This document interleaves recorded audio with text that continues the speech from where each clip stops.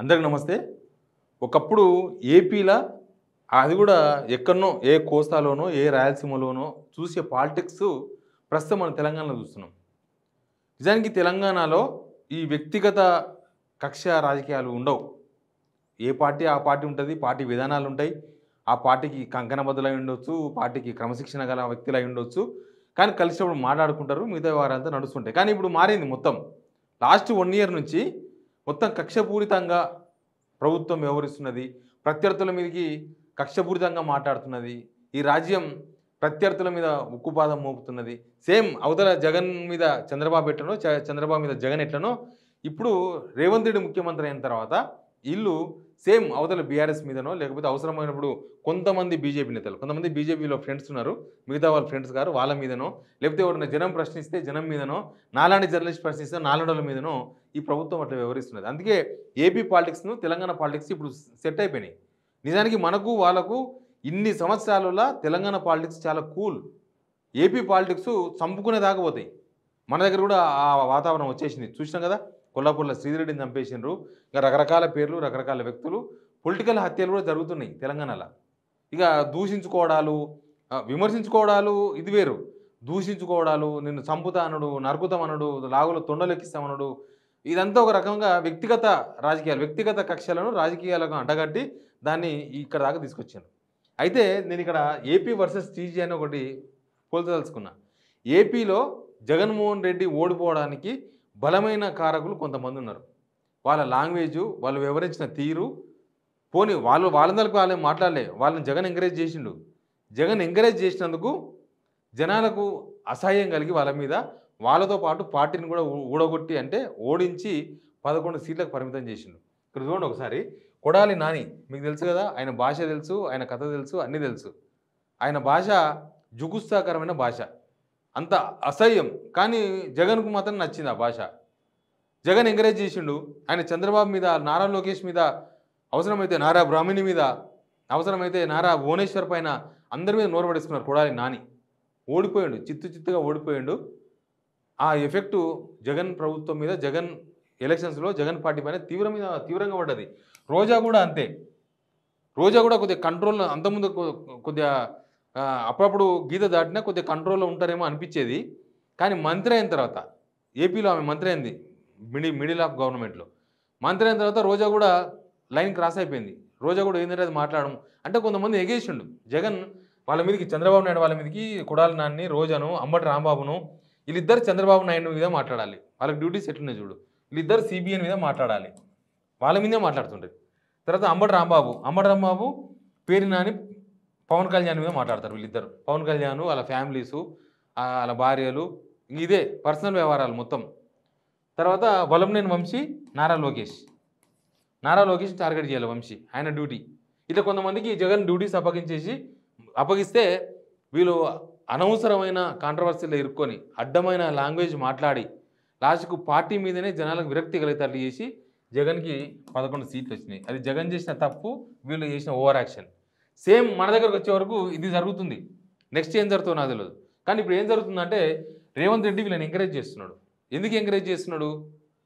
వదిలేస్తున్నాడు ప్రతిపక్ష పార్టీల మీదకి, జనాల మీదకి, ఎవరి మీద కంటే వాళ్ళ వరకు మాట్లాడుతున్నారు. అన్ని కాంట్రవర్సీలే.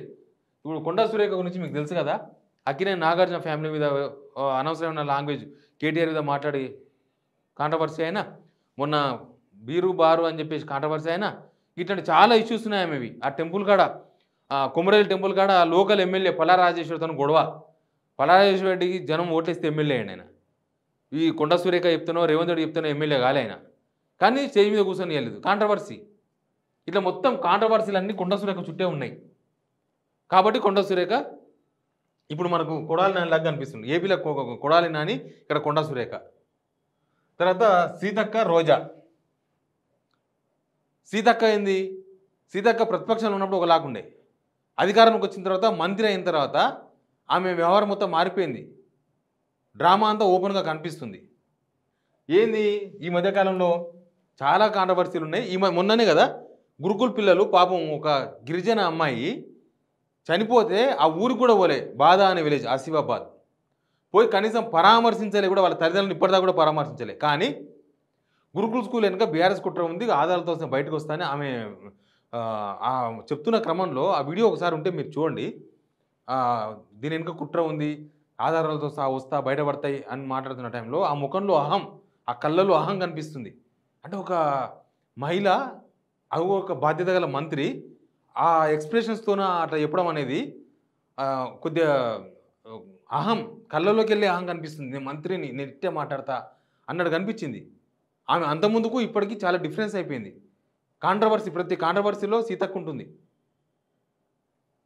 ఇసుక దందాల కాంట్రోవర్సీ వచ్చింది. ఆమె పైనే వచ్చింది. ఆమె పైనే కదా వచ్చింది. రేవంత్ రెడ్డి ఫోటోలు పెట్టుకొని లారీలు అని చెప్పేసి కాంట్రోవర్సీ గాలి అప్పటి నుంచి స్టార్ట్ చేస్తే ఇప్పటి వరకు ములుగులో అన్ని కాంట్రోవర్సీలే. ములుగు కాన్స్టిట్యున్సీ నిండా కాంట్రోవర్సీలే. రాష్ట్ర మంత్రిగా ఆమె కాంట్రోవర్సీలే. అసలు కాన్స్టిట్యున్సీల పంచాయతీరాజు దానిలో అధికారులందరూ కూడా అధికారులను నిలబెట్టి మాట్లాడుతుంది మేడం. ఒకప్పుడు సత్యవతి రాథోడ్ గారు వాళ్ళందరూ పనిచేసిర్రు. మంత్రులుగా పనిచేసిర్రు. Child women welfare. వాళ్ళున్నప్పుడు వేరే ఉన్నదంట. ఇప్పుడు వేరేలాగా ఉందంట. ఇప్పుడు మొత్తం సీటు నిండా అహంకారం కూర్చున్నట్టు కనిపిస్తుందట వాళ్ళకి అక్కడ అధికారులకు. చెప్తున్నారు మొన్న ఒకాయన. తర్వాత పొన్నం ప్రభాకర్ ఫస్ట్ సారి ఎమ్మెల్యే అయ్యిండు. ఫస్ట్ సారి మంత్రి అయ్యిండు.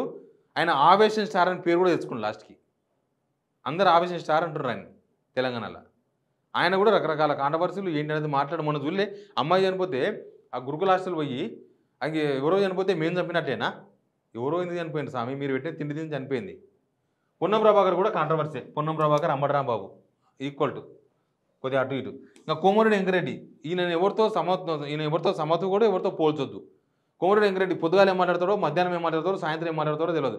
పొద్దుగాల లేస్తే కేసీఆర్ని జైలు చేస్తా, కేటీఆర్ని జైలు వేస్తా. ఈయన ఐపీఎస్ ఆఫీసరా, లేకపోతే డీజీపీయా, లేకపోతే ఏమైనా సిబిఐయా, ఈడా వాళ్ళ మీద ఒక కేసు కూడా పెట్టకుండా జైలు వేస్తా పొద్దుగాల వేస్తే ఇదే పని. ఇంకా నల్గొండ ఉన్నప్పుడు కొంచెం మంచిగా కనిపిస్తుంటాడు. వాళ్ళకి వీళ్ళకి ఏదో సేవ చేస్తున్నట్టు ఏదో కనిపిస్తుంటారు. హైదరాబాద్లో ఉంటే మాత్రం కోమరెడ్డి మనిషే కాడు. హైదరాబాద్లో ఉంటే మనిషి కాడు కోమటిరెడ్డి వెంకరెడ్డి.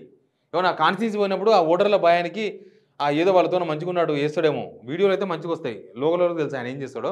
మీరు ఏమైనా కామెంట్ చేయండి.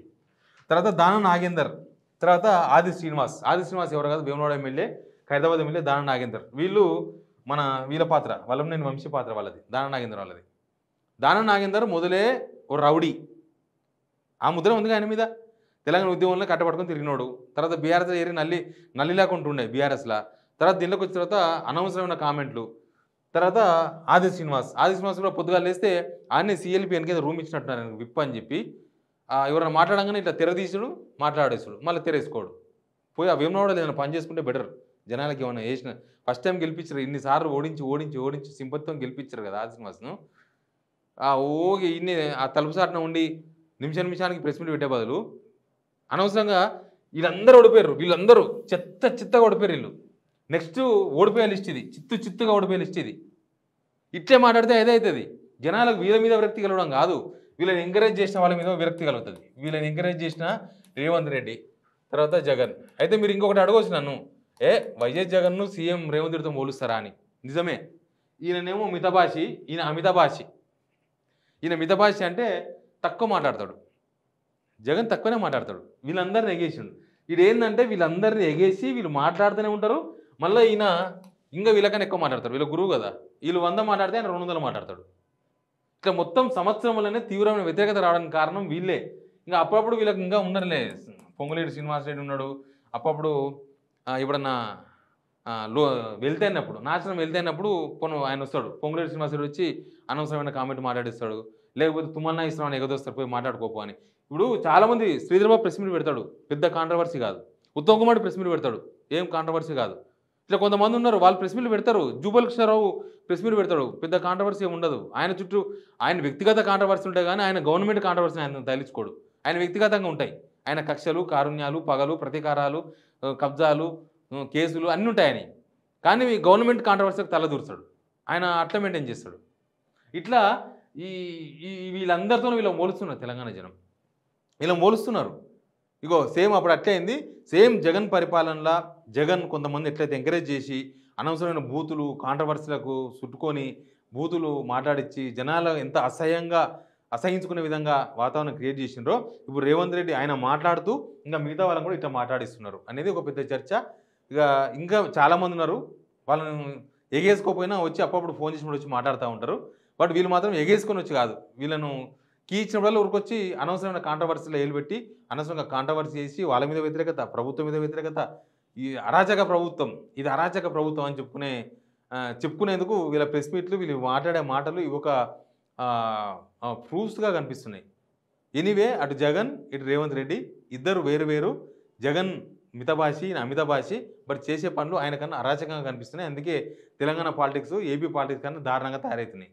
Please subscribe signal TV.